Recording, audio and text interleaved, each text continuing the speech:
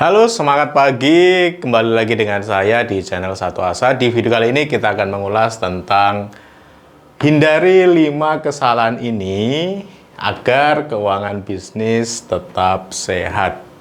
Tentu ini melanjutkan video-video sebelumnya tentang keuangan bisnis. Mengapa manajemen keuangan penting? Nah, kawan-kawan, dalam mengelola bisnis, tentu salah satu yang utama adalah keuangannya.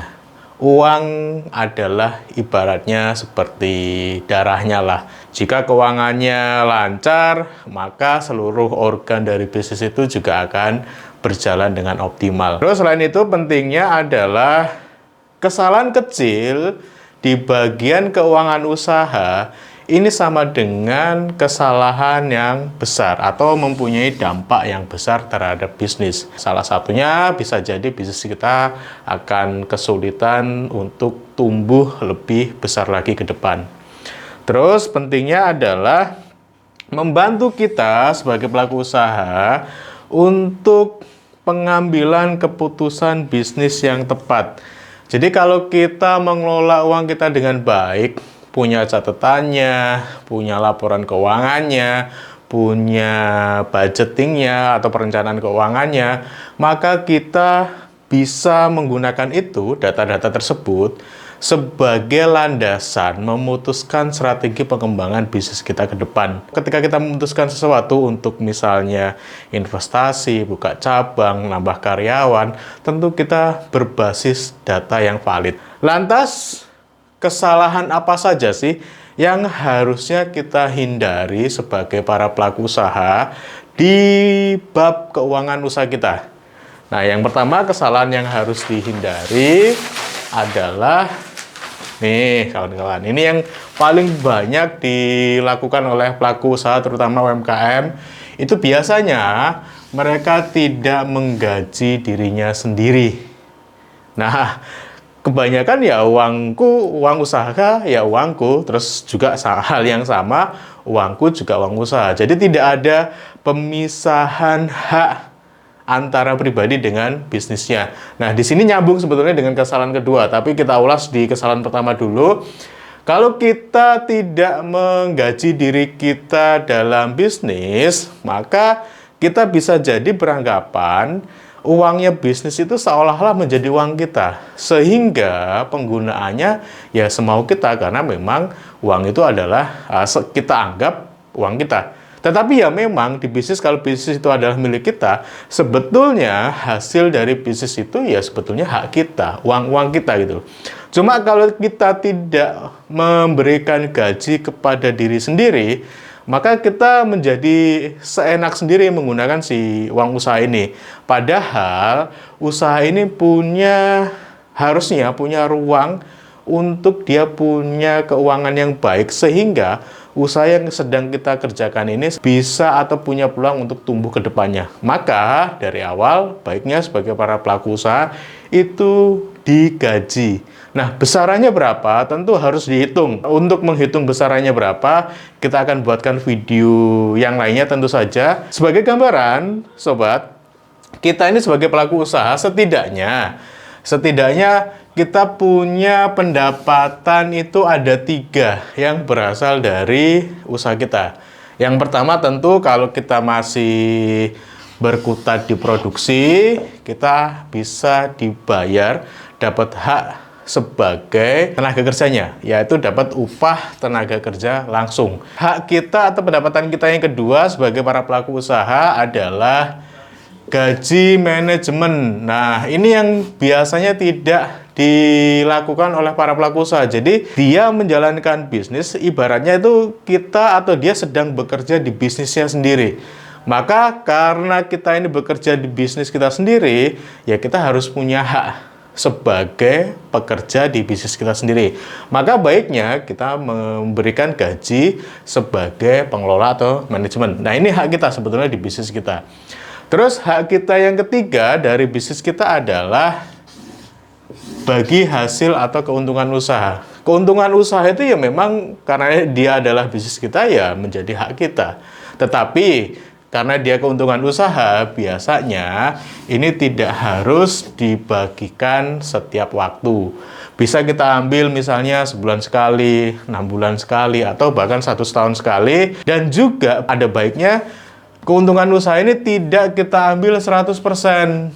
Kenapa? Karena bisnis pasti punya kebutuhan untuk investasi tambahan atau untuk mengembangkan sayap bisnisnya. Maka biar bisnis ini punya keuangan, punya uang, maka keuntungan itu tidak harus kita ambil semuanya. Misal, kita ambil di angka 30%-nya atau 40%-nya. Mas, kalau kita ambil 100% gimana? Boleh saja.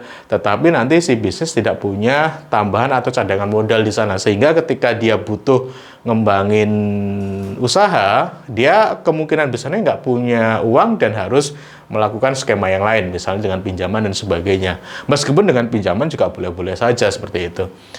Nah, terus kesalahan berikutnya yang ini biasanya nyambung dengan kesalahan pertama, karena dia pelaku usaha itu tidak digaji, maka dia ini bisa berakibat pada akhirnya tidak memisahkan keuangan pribadi dan bisnis. Karena memang duitnya nyampur nih, nggak ada hak yang bisa dia gunakan secara pribadi, maka penggunaannya ya nyampur. Uang bisnis ya uangku, untuk belanja kebutuhan pribadi ya diambilkan dari bisnis. Pun juga sama, misalnya untuk belanja dari bisnis, kalau dia punya uang pribadi, maka langsung diambilkan dari uang pribadi. Padahal ada baiknya kita memisah mana yang ini menjadi keuangan pribadi, mana yang ini menjadi keuangan bisnisnya, agar pengelolaannya menjadi lebih baik lagi di bisnis tentunya. Kalau pribadi sih ya terserah, karena uang-uang kita gitu ya. Setidaknya ya untuk membiayai kehidupan kita. Tapi kalau di bisnis ya dia porsinya harusnya digunakan untuk pure membiayai kebutuhan dari bisnisnya. Nah, akibat dari tidak memisah keuangan pribadi dan bisnis ini, kita akan kesulitan melacak pengeluaran karena pengeluarannya bercampur. Mana yang untuk beli bahan baku, mana yang untuk beli kebutuhan dapur di rumah, itu dia nyampur. Nah, di sini kita sulit untuk melacak pengeluaran. Terus berikutnya, tidak tahu bisnis ini sebetulnya untung atau rugi. Ya, karena memang uangnya bisnis ya uangku. Jadi di akhir bulan atau di periode tertentu kita tidak bisa ngecek sebetulnya bisnis kita ini kondisinya untung atau sebaliknya. Terus pengeluaran tidak perlu itu biasanya banyak. Karena memang kita tidak punya prioritas yang seharusnya digunakan atau dikeluarkan dari uang bisnis kita. Prioritasnya kan harusnya untuk bisnis ya, karena dia uang bisnis, karena kita nyampur nih uang pribadi ada di sana. Prioritas yang harusnya untuk membiayai si bisnis, untuk belanja bahan baku, untuk bayar karyawan, ya kita bisa gunakan untuk hal yang lainnya, terutama untuk hal-hal untuk kepentingan pribadi kita. Kesalahan ketiga yang layak atau perlu kita hindari adalah tidak punya catatan keuangan. Ya, sebagian besar para pelaku usaha yang saya temui itu jarang banget yang namanya nyatet. Ya, yang penting bisnisnya jalan, seolah-olah punya uang, seolah-olah untung. Padahal kita nggak tahu nih sebetulnya bisnis ini untung atau tidak. Kenapa? Karena nggak ada basic data yang bisa dibaca. Nggak punya catatan sama sekali. Belanjanya hari ini berapa, penjualannya hari ini berapa, dia nggak tahu. Karena memang mungkin tahu ya nominalnya di hari itu. Tapi kalau sehari, 2 hari, 3 hari, atau 1 bulan, ya dia akan lupa bahwasanya 1 bulan ini uang masuknya berapa, pengeluarannya juga di angka berapa. Karena memang tidak ada catatan dan tidak bisa dihitung. Selain itu, karena kita tidak punya catatan keuangan, maka biasanya kalau ada hal-hal tertentu, misalnya berkaitan dengan pajak, ketika teman-teman nanti sempat mengajukan PKP dan sebagainya, tidak bisa diaudit, atau pas punya kendala di pajak tidak bisa diaudit. Karena kalau mau mengaudit si keuangan ini kan harus ada basic datanya. Nah, ini bisa aja dibuat, tetapi itu memberikan pekerjaan tersendiri bagi kita, karena kalau kita sudah menyediakan catatan keuangan sebelumnya kan lebih enak ketika ada hal-hal yang tidak kita inginkan, seperti misalnya diaudit oleh pajak. Terus juga kalau kita mengajukan pinjaman, Itu akan lebih mudah di ACC ketika kita memang punya bukti konkret.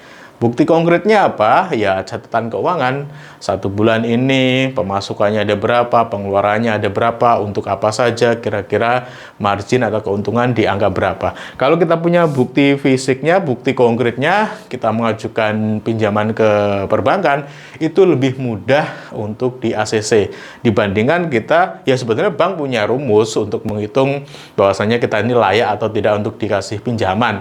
Tetapi kalau kita ini punya catatan keuangan, itu akan lebih mudah dan meyakinkan mereka untuk memberikan akses permodalan ke kita. Kesalahan yang keempat yang harus dihindari adalah tidak punya dana darurat. Nah, ini banyak sekali yang mengalami kondisi ini, terutama waktu kejadian di COVID kemarin.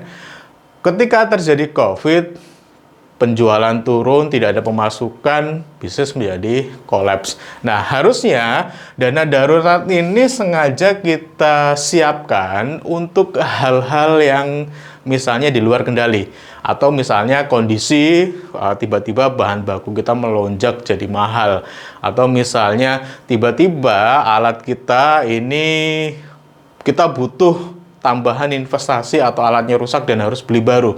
Meskipun sebetulnya untuk alat ini bisa kita alokasikan untuk biaya penyusutan. Tetapi mungkin ada alat-alat tertentu yang tidak masuk di penyusutan dan kita harus mengeluarkan itu.